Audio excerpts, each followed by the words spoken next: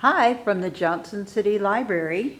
This is our story time this week, and the book is called The Storyteller by Evan Turk. These illustrations are quite unique. Long ago, in the kingdom of Morocco, the city or the town was set on the edge of the great dry Sahara. It had fountains of cool, delicious water and storytellers to bring the people together. But as the kingdom grew and life became easier, people forgot their fear of the desert, and as they forgot, the fountains and the storytellers too were forgotten. One by one, the fountains began to go dry, and the storytellers were no longer listened to. As the last fountain dried, far away in the Sahara, a great wind began to stir.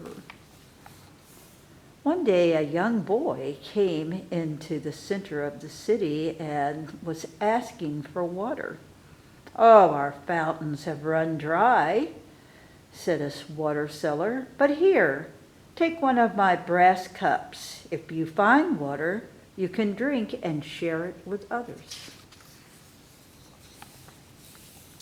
As the boy walked home, a voice called out to him, "My boy, are you looking for something to drink?" The withered old man was perched on the edge of a dry fountain. "That fountain doesn't have any water," the boy said. The man's face cracked like dry mud to reveal a toothless grin. "Sit down, my boy, and your thirst shall be quenched." The old man's voice rumbled like a spring from deep within the earth, and he began. "Not so long ago, there was a terrible drought in the nearby villages. All the rivers and streams ran dry. Yet one family always had enough, and they shared with everyone who asked. At first, the neighbors were grateful, but soon they became greedy. One cunning neighbor decided to sneak her young daughter into the family's house to learn their secret. There she met a blind woman. Pretending to be the woman's grandmother, she asked in her sweetest voice, "Won't you please tell me why you always have water?" The blind woman laughed gravelly. "Our family has never been in want for water, thanks to the great blue bird that lives in our courtyard. I was given the bird by my mother, and she by hers, and so on back 1,000 years. And for 1,000 years, the glittering bluebird has always flown and found us water, no matter how dry the land becomes."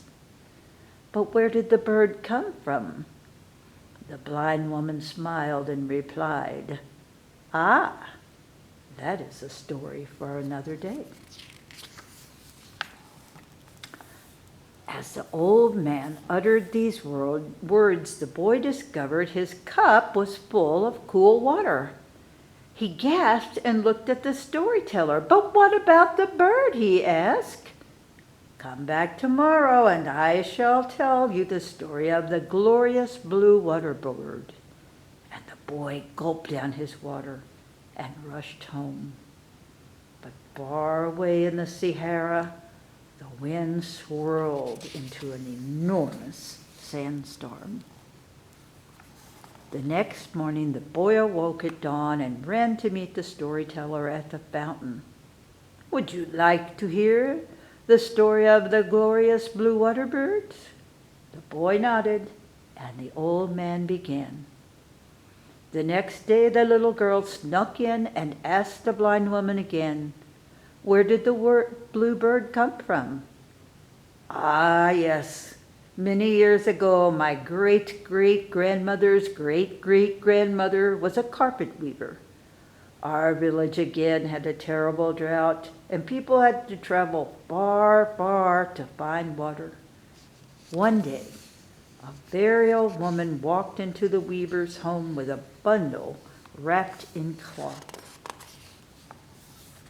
"My dear, are you thirsty?" she asked. "Oh, my, yes," the weaver replied. "We haven't had a drop in our whole village." The old woman smiled, unwrapped her bundle to reveal a spindle of the most beautiful, shiny blue yarn. "I was once a weaver as well," she said, "but I have grown old and can no longer trust my hands. Please take this yarn and create something for the people to hope for, and I promise your thirst will be quenched." "Where did you come by this beautiful yarn?" The old woman chuckled and replied, "Ah, well, that is a story for another day," and she left. The boy turned and his cup was full of water again. "But what about the yarn?" the boy asked. "Come back tomorrow, and I shall tell you the story of the miraculous yarn." The boy drank his water and headed home. But not so far in the Sahara. The sandstorm gathered and grew and blocked out the sun. The boy came back the next day to hear the rest of the story. The storyteller cleared his throat and his voice poured out. The next day, the old woman returned to the weaver's home to find her struggling with the yarn. "I don't know how to begin," she said. It is if my mind unravels in front of the loom." "Ah, yes," said the old woman. "You must find hope for yourself before you can weave for the others. Let me tell you the story of the miraculous yarn. When I was young, I was a princess, and I was to marry a prince. I did not love him, and so the night before the wedding, I escaped into the desert for my life. I wandered among the dunes for so long I could no longer count the days. I thought myself near death, and I thought what I saw in front of me was a mirage. A loom and an enormous pile of yarn of every color. I collapsed and wept in despair. Yet as I stared at the yarn, I noticed a blue glimmer and I began to hope. I picked up the end of the sparkling yarn you see before you and began to weave it into a carpet of shimmering blue. Within hours, I had woven the finest carpet, and I laid it out in the valley and fell asleep. When I awoke, the carpet had turned into a beautiful clear pool, and I drank until I could drink no more. Renewed, I wove an entire kingdom, and when I finished it, the only yarn left was the sparkle, a spindle of blue, which never seemed to run out. With tears in her eyes, the carpet weaver smiled at the old woman. She gathered the women of her family together, and in a flurry they began tying knots one by one. The yarn came alive in their fingers, and soon a glorious bird awakened and emerged from the loom.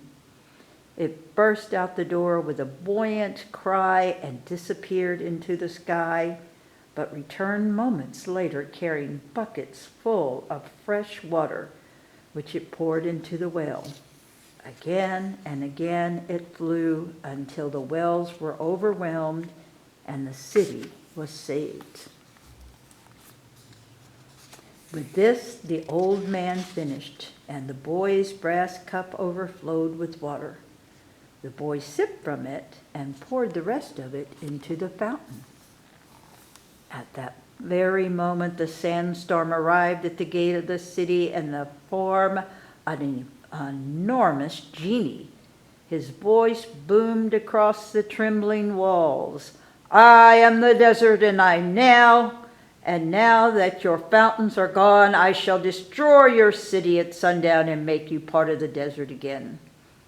The boy and the storyteller smiled at each other, and the boy ran to the gate. Oh, mighty Sahara, before you destroy us, let me tell you a tale, and perhaps you will reconsider, he shouted into the wind. I have made up my mind, but you may continue, and then I will destroy your city at sundown. And so the boy began to tell the tale of the endless drought. The genie was intrigued and failed to notice that the sun was setting. But what about the bird? He asked when the boy had finished. It was nearly dark now, and a small circle of people had barked. Ah, well, that is a story for another day. If you spare our city tonight, tomorrow I will tell you the tale of the glorious blue water bird. The genie agreed and faded into the desert for the night. The next afternoon, the boy brought together all the water sellers from the square and asked them to give a brass cup to anyone who came to listen. The genie arrived at the gate. Tell me your tale, and then I will destroy your city at sundown. The boy began the tale, and as he did, more and more people crowded around, and each one was given a brass cup.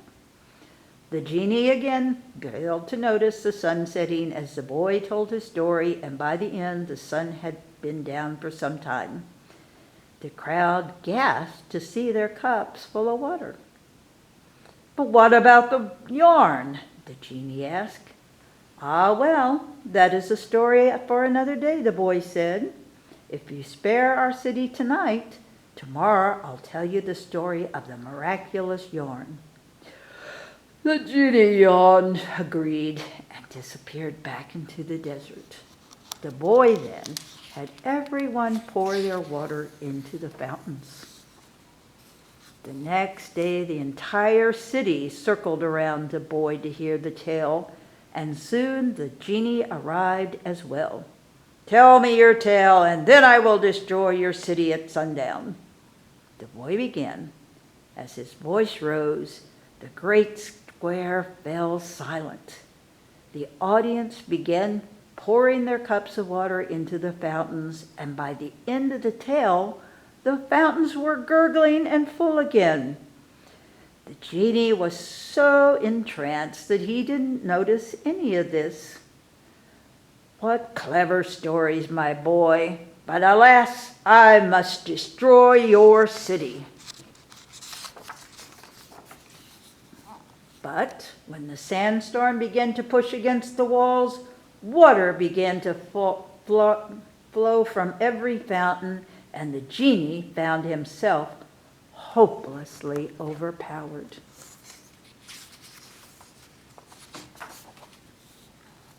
With one final roar from the crowd, the genie fell back in defeat. At last he retreated further and further until he was deep in the dunes of the Sahara. And that, said the storyteller, is a story of how not long ago a young boy saved Morocco from the desert. But what happened to the boy? Asked a small girl in the audience. Ah, that, he replied with a wink. That is a story for another day. The end.